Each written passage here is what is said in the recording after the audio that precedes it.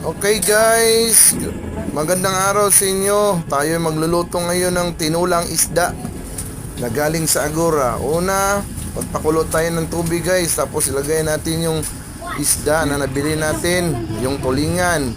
Tapos lagyan natin ng tanglad. Tapos ilalagay natin yung okra guys para lumambot.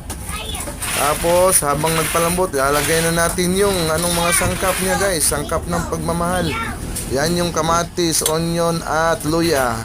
Kaya natin guys para maganda yung ekonomiya natin. Yun, kumukulo na guys. Lalagay natin yung patula guys para sa mga may sakit na high blood.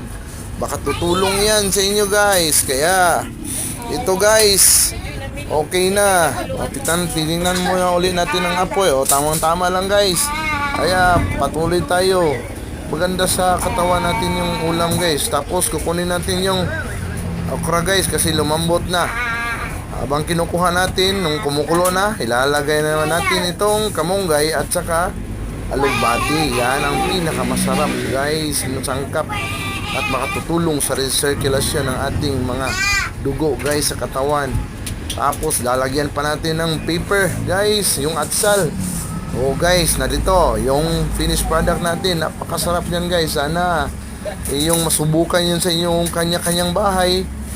Dahil napaka-nutritious niyan, makatutulong sa ating katawan yan.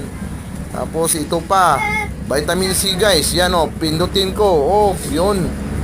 Yun, habang kumakain ka guys, sausaw mo yung okra at saka yung laman ng isda.